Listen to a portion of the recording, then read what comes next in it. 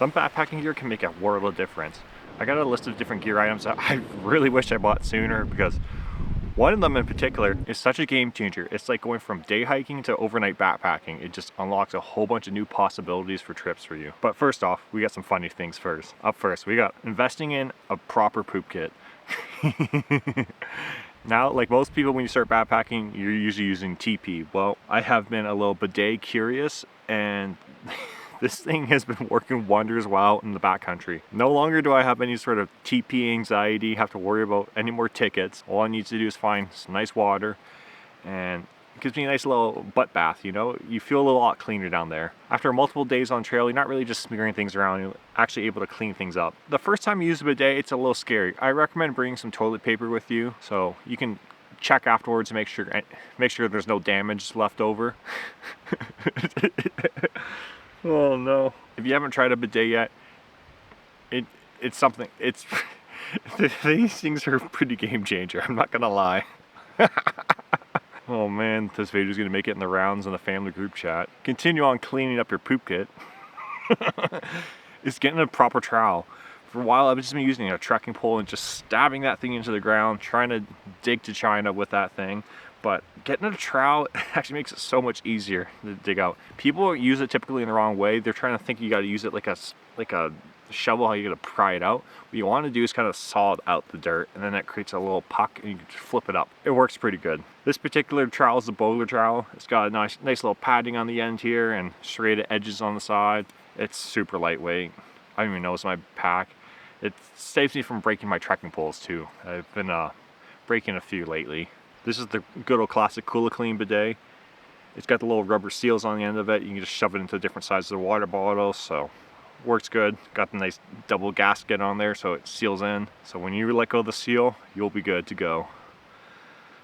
Man, I'm gonna get flamed in the comments for this video. Up next is bringing a tarp with you. I recently picked up a hammock gear tarp, and man, that thing's been nice to have.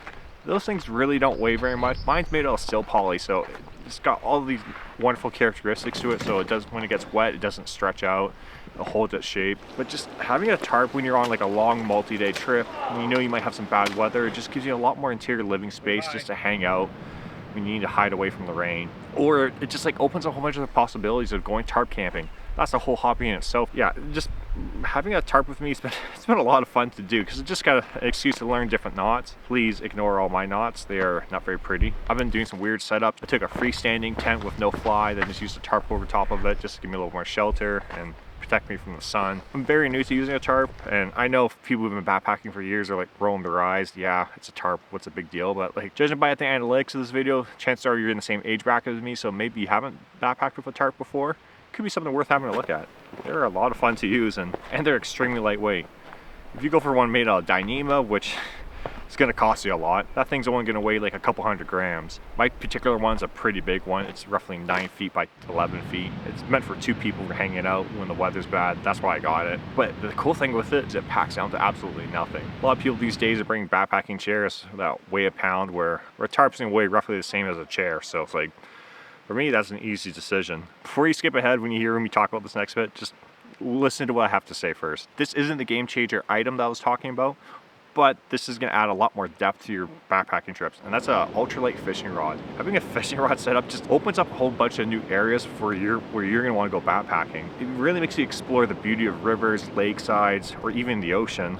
It makes you look at everything in a different way and opens up new campsites where you wouldn't particularly be interested in before, where now they actually seem quite appealing to stay at. It just adds something else to do when you're in the backcountry, another excuse to get away and go on more trips for me. Believe me, when you're out in the middle of nowhere and you catch a nice tasty trout, that is so satisfying. I have a couple different rods now. I've got my fly fishing, I have an ocean setup, I have a remote alpine lake setup. I've got a few different rod setups now, and they're all 4-piece rods, so they collapse down nicely and they don't really hang on my backpack at all, and they stay nice and tucked away. Plus, they still have great feel to them. My ocean rod's from Fenwick, and my alpine lake one's from Dowla. Fly rod's a little bit more tricky to use just because you have to worry about the back cast, and when you're on kind of remote areas, typically you're not going to have a lot of room to start flinging around for all the vegetation surrounding it. A lot of people are interested in getting 10 corner rods.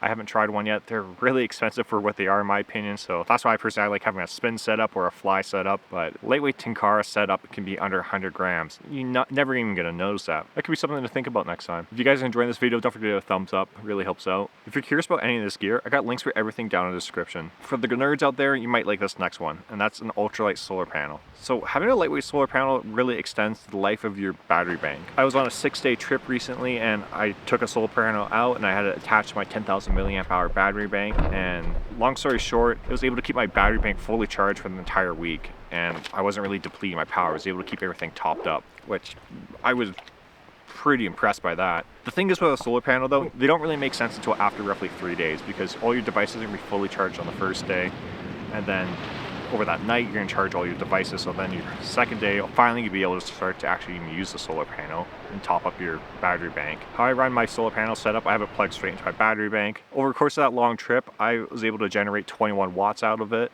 which is pretty impressive for how little dinky that thing is. Considering my 10,000 milliamp hour battery bank is running at 28 watts, so that's getting close and within range of a 10,000 milliamp hour battery bank. They aren't really 10,000 milliamp hours, it's kind of just a marketing thing. You should measure everything in watt hours, give you a better idea of what's actually going on. The thing with solar panels though, it really varies where you live in the world.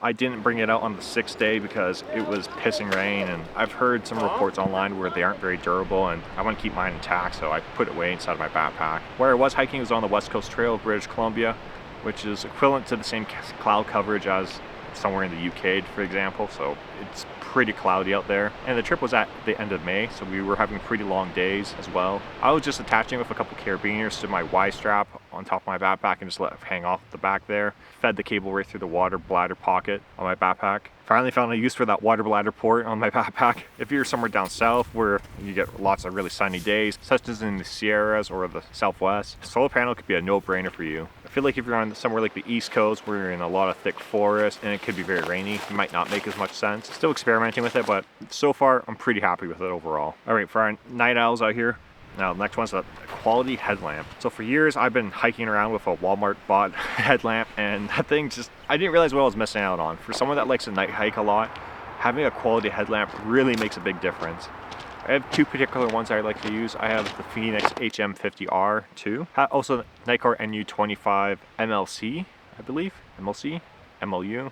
Depending on the type of trip I'm going on, varies on which headlamp I'll bring with me. If I want something really lightweight, I'll bring the Nikkor with me, but if I know I'm going to do a lot of night hiking, like I was on my train track hike, I'll bring the Phoenix with me. The nice thing about my Phoenix headlamp is that I'm able to pop out the battery and have in exchange for another one. So say if I was to do something extended during the winter time, I'd be able to carry 2 batteries with me and not have to worry about charging it. The Nikkor headlamp has multiple colors, helps cut through rain and whatnot, which I find nice. Have you ever seen those overlanding rigs where they have these big yellow fog lights on them?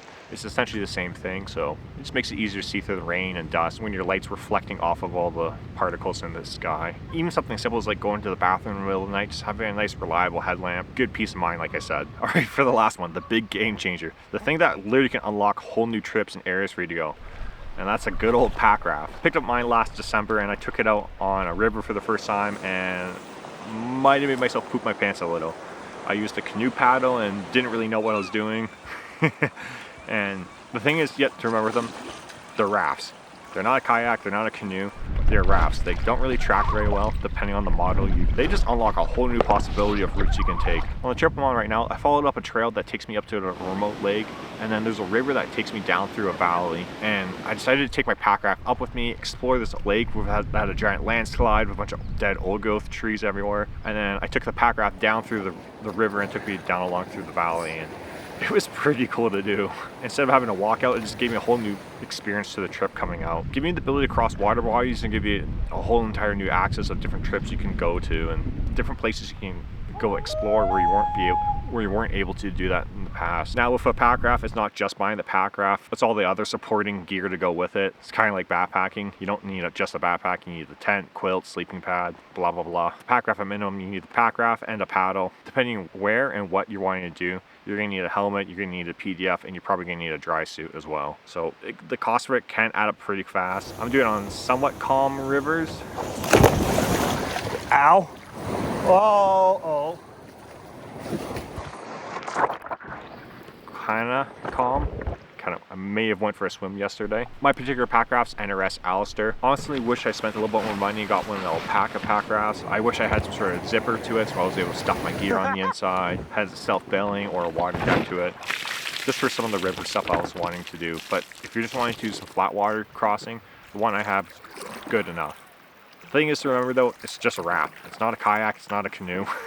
They don't track very good. If you can't tell, I'm pretty excited with my pack raft, and all the different trips and possibilities are just flowing through my head now, and it makes me want to go back to areas where I haven't been before. Also, a cool thing about a pack raft is that if you listen to the other part I said with a fishing rod, you can combine the two of those together, and now you're fishing in some really cool areas that no one ever goes to fish with the boat. You guys enjoying this content? Don't forget to go check out my Patreon, get early access to these videos, and it really helps support the channel out. To the members of the Patreon, thank you very much. Your guys' support means a ton to me. If you want to see the trip that I was talking about, go check out this video over here. I have that linked up above.